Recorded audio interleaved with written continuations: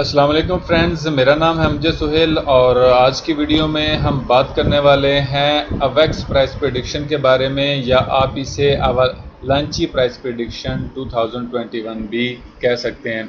तो ये वाला चार्ट है जिसको हम एनालाइज करके अवेक्स प्राइस प्रेडिक्शन हिंदी में क्लियर करेंगे और ये देखेंगे कि आया कि अभी हमें अवेक्स को बाय करना चाहिए या हमें सेल करना चाहिए, इधर कौन सी चीज़ ऐसी सूटेबल है जो कि एक्शनेबल है और हमें उसी पर ही अमल करना है। जैसा कि अभी हमें यहाँ पे बाय करना है तो हमें यहाँ पे बाय करना होगा। अगर एनालिसिस के मुताबिक हमें यहाँ पे अभी वेट करना है तो हमें वेट करना होगा, और अगर ये यहाँ से ऊपर को मूव होने वाला है टेक्निकली तौर पर तो हमें यहाँ पर कुछ बाइस की एंट्री लेनी है।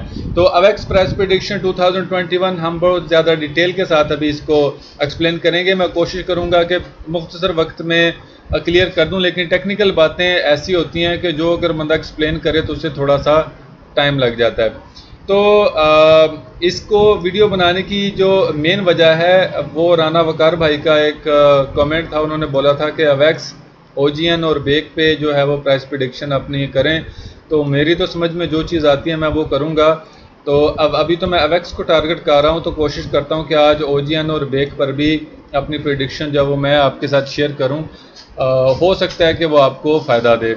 तो मज़ीद अवेक्स कॉइन प्राइस प्रेडिक्शन पे बात करने से पहले या अवेक्स प्राइस प्रेडिक्शन हिंदी में बात करने से पहले मेरे वो दोस्त जिन्होंने अभी तक मेरे चैनल को सब्सक्राइब नहीं किया वो कर लें और बेल आइकॉन को प्रेस करेंगे तो नोटिफिकेशन भी मिलेगा।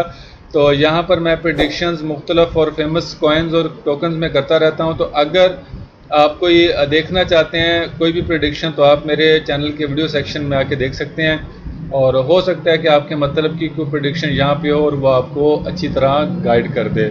तो सब्सक्राइब और करना बिल्कुल मत भूलिएगा चैनल को। तो चलिए चलते हैं, हम अपनी अवेक्स प्राइस प्रेडिक्शन को शुरू करते हैं और अवेक्स कॉइन इन हिंदी में डिस्कस करने की कोशिश करते हैं। यहाँ पर देखें जो चीज़ ज़रूरी है वो ये है प्रेडिक्शन में बयान करना कि देखें ये इस वक्त नंबर 45 पे रैंक कर रहा है और बेसिकली ये कॉइन है, ठीक है, अवालांची कॉइन है, टोकन नहीं है। तो अभी ये 11.25 डॉलर पे भी रैंक कर रहा है और 8.60% जो है या 6% जो है ये नीचे की तरफ आया। अब नीचे की तरफ जब आए तो यहाँ पर आपको देखने को मिलता है कि भाई इसकी टोटल सप्लाई जो है इस वक्त वो 38 करोड़ 59 लाख है, ठीक है, और टोटल सप्लाई इसकी 72 करोड़ है। तो जो सर्कुलेटिंग सप्लाई है वो आपके सामने 17 करोड़ है। तो उसका मतलब ये है कि इसकी काफ़ी ज़्यादा सप्लाई मार्केट में आना बाकी है। तो जब से ये पैदा हुआ है वहाँ से हम देखते हैं तो $3 से ये शुरू हुआ और उसके बाद 2020 में आई थिंक, ठीक है, तो उसके बाद इसने जो ऊपर जाना शुरू किया है वो है ये जनवरी 2021 में, जब तकरीबन तमाम कॉइन्स ने ही एक बहुत बड़े बड़े हाई लगाए। तो ये यहाँ पर देखें इनसे आलमोस्ट को $57-58 का इसने हाई लगाया और उसके बाद अभी मार्केट नीचे की तरफ है और रिसेंटली तौर पे $58 का हाई लगाने के बाद ये $11 पे भी फिर रहा है। तो आप इसे अगर बाय करना चाहें तो मुख्तलिफ एक्सचेंजेस पर ये अवेलेबल है, इवन बाइनांस, रूबीकॉइन और कूकॉइन पर भी ये अवेलेबल है। तो हमें यहाँ पर ट्रेडिंग व्यू के चार्ट के ऊपर टेक्निकली तौर पर हमें ये समझना है कि अवेक्स कॉइन प्रेडिक्शन क्या हो सकती है और अवेक्स कॉइन एनालिसिस हमें यहाँ पर ही करने हैं। तो देखें ये वाली जो दो लाइंस हैं ये मेरे सपोर्ट और रेजिस्टेंस लेवल्स हैं। जैसे जैसे मार्केट एक मूव करती जा रही है ये वाले दो लेवल्स मैंने अभी पुट किए हैं, एक ये वाला और एक ये वाला। बाकी जैसे जैसे मार्केट मूव करती गई है वैसे वैसे मुझे इसके जो है सपोर्ट और रेजिस्टेंस लेवल्स जो हैं वो मिलते गए। मार्केट ने जब यहाँ पर मूव किया तो मेरे पास सिर्फ एक ये एरिया था, एक सपोर्ट एरिया। उसके बाद जैसे ही मार्केट्स ने मूव करना शुरू किया तो मुझे एक सपोर्ट एरिया ये मिल गया और ऐसे ही बाकी सारी जो सपोर्ट और रेजिस्टेंस एरिया हैं अब तक जो मार्केट ने स्ट्रक्चर बनाया है उसके मुताबिक हैं। अब यहाँ पर हमें जो चीज़ देखनी है वो ये है कि टेक्निकली तौर पर देखा जाए तो ये वाला एरिया एक बहुत ही स्ट्रॉन्ग एक रेजिस्टेंस में तब्दील हो चुका है, जो कि पहले बहुत ही ज़्यादा स्ट्रॉन्ग सपोर्ट था। अब देखिए मार्केट ने क्या किया कि मार्केट यहाँ से पहले रिजेक्ट हुई, फिर यहाँ से रिजेक्ट हुई। मैं मानता हूँ कि यहाँ से भी मार्केट रिजेक्ट हुई है, उसके बाद इस एरिया से रिजेक्ट हो रही है, फिर यहाँ से रिजेक्ट हो रही है। लेकिन आप देखें कि ये इतनी बड़ी इम्पल्स इसने एक लगाई है लेकिन वो इम्पल्स भी सपोर्ट को नहीं तोड़ सकी और मार्केट यहाँ से फिर दोबारा रिजेक्ट होगी। और एक टाइम में मैं ये सोच रहा था कि मार्केट अभी यहाँ से फिर दोबारा मूव करेगी, क्योंकि इसका वॉल्यूम भी काफ़ी हाई था और नेक्स्ट जो बाय की कैंडल थी उसका वॉल्यूम भी हाफ से ज़्यादा था। तो असूली तौर पर मार्केट को यहाँ पर थोड़ा रेंज करना चाहिए था, लेकिन मार्केट ने रेंज नहीं किया और मार्केट जो है वो नीचे की तरफ मूव हो गई है। अब चूंकि ये बहुत एक स्ट्रॉन्ग सपोर्ट एरिया था, तो अब जैसे ही ये सपोर्ट एरिया ब्रेक हुआ तो ये रेजिस्टेंस बन गया। देखें, इस रेजिस्टेंस ने यहाँ से रिजेक्शन दिया है और यहाँ से रिजेक्शन दिया, 2 दफ़ा इसकी रिजेक्शन हो चुकी है। अब क्या है, अब एक लिहाज से देखा जाए तो ये वाला एरिया मैं इसको बाय एरिया समझ रहा हूँ, यानी ये वाला एरिया मैं इसको बाय एरिया समझ रहा हूँ। कब तक? जब तक कि ये वाला लेवल ब्रेकआउट नहीं हो जाता अच्छे तरीके से। और अब ये देखें, यहाँ पर ये ब्रेकआउट हुआ है। अगर मैं आपको ये दिखा सकूँ बड़ा करके ताकि आपको समझ आए, ये देखें यहाँ पर ये ब्रेकआउट हुआ है ये वाला, लेकिन ये ब्रेकआउट इतना मज़े का नहीं हुआ है। ठीक है, देखें ये वाली, क्योंकि एक लाइन कभी भी एक एरिया को शो नहीं करती होती, ये इस एरिया को शो कर रही है। देखें ये वाली कैंडल यहाँ से रिजेक्ट हो गई है, ये सारी कैंडल्स यहाँ तक ये रिजेक्ट हो रही हैं और मेरा ख्याल है कि ये कैंडल यहाँ से भी रिजेक्ट होगी, जैसा कि ये कैंडल्स जो हैं ये रिजेक्ट हो रही हैं। और मेरा मानना ये है कि अगर इस कैंडल ने एक कैंडल ऐसी बना दी जैसी कि ये है, ये जैसी कि ये कैंडल है, या जैसी कि ये कैंडल है, या जैसी कि ये कैंडल है, इस तरह की कैंडल बना के इसने अगर मैं आपको अभी बताता हूँ कि इसने अगर ऐसे करके ब्रेकआउट कर दिया यहाँ पर, तो मैं ये एक्सपेक्ट कर रहा हूँ कि मार्केट जो है वो सीधी इस एरिया में फॉल कर जाएगी, जो कि आपका $3.5 से लेके $5 या $4.5 तक का एरिया बनता है, यहाँ पर फॉल करेगी और यही आपका बाइंग एरिया बनेगा। मैं भी इसका बायर हूँ इसका, लेकिन मैं अगर अग्रेसिव बायर हूँ तो मैं क्या करूँगा, अपना कुछ परसेंट पोर्शन जो है वो यहाँ पे इन्वेस्ट करूँगा और फिर रुकूँगा, क्योंकि मार्केट ने अभी एक बार मूव करनी है ऊपर की तरफ, इधर की तरफ मूव करेगी या ऐसे जाते जाते ये ट्रेंड लाइन को टच करेगी, ट्रेंड लाइन को टच करने के बाद फिर दोबारा एक बार नीचे की तरफ आएगी, फिर ऐसे ही ये मूव करेगी और नेक्स्ट अगर इसने मूव किया हुआ तो फिर इसने ट्रेंड लाइन को ब्रेकआउट करना है और ऊपर की तरफ मूव कर जाना है। उससे पहले अगर इसने, मैं फिर बता रहा हूं कि अगर इसने ये वाला एरिया ब्रेक कर दिया एक इतनी सी कैंडल के साथ ही, तो फिर ये वाला एरिया दूर नहीं है, ये जो मैंने आपको $3.5 से $4 का एरिया बताया, फिर यहाँ से आकर मार्केट जो है वो ऊपर की तरफ मूव करेगी। उससे पहले मार्केट ने फिर मूव नहीं करना। अगर ये एरिया ब्रेक हो गया तो इससे पहले इसने ब्रेक नहीं लगाने। और तीसरी एक बात जो है, जब तक ये trend line, falling trend line breakout नहीं होती तब तक मैं इसका बायर बिल्कुल भी नहीं हूँ।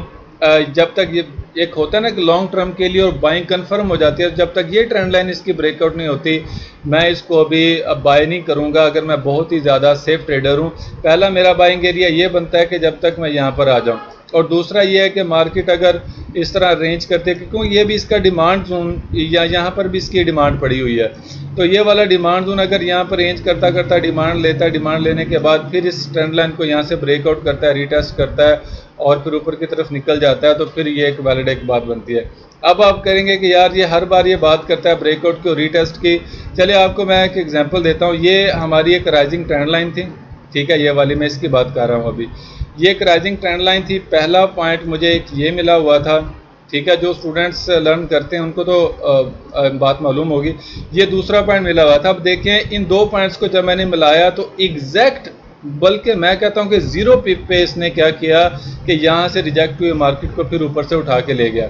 यानी ट्रेंड लाइन बजाते खुद एक बहुत सपोर्ट देती है।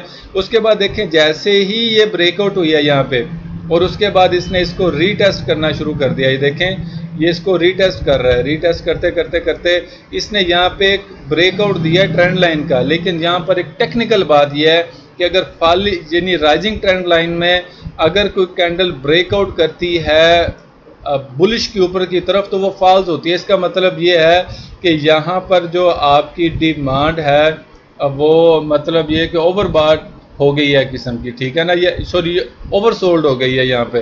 तो क्या होगा इसका नतीजा कि एक सपोर्ट या रेजिस्टेंस होगी जहाँ से मार्केट रिजेक्ट होगी, और एग्जैक्ट वही हुआ पहले ये वाली एक रेंज बनती थी, ये वाला एक एरिया बनता था, और यहाँ से मार्केट फिर दोबारा रिजेक्ट होके ये दोबारा मार्केट नीचे की तरफ आ गई है।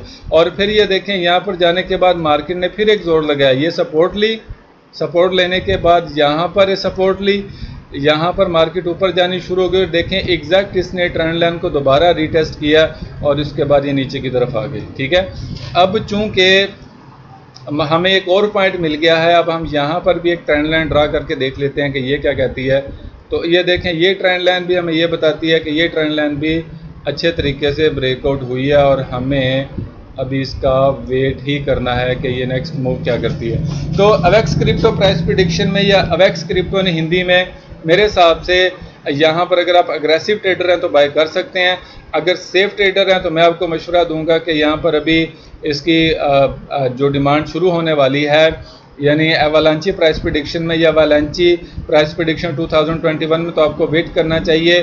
और एक आइडियल बाइंग एरिया आपका ये बनता है। और एक वार्निंग मैं आपको दे रहा हूँ, वार्निंग ये है कि जो भी क्रिप्टो लॉन्च होती है किसी भी एक्सचेंज पर, तो वो जैसे ही लॉन्च होती है तो अपनी लॉन्चिंग प्राइस से एक बार लाजम नीचे आती है।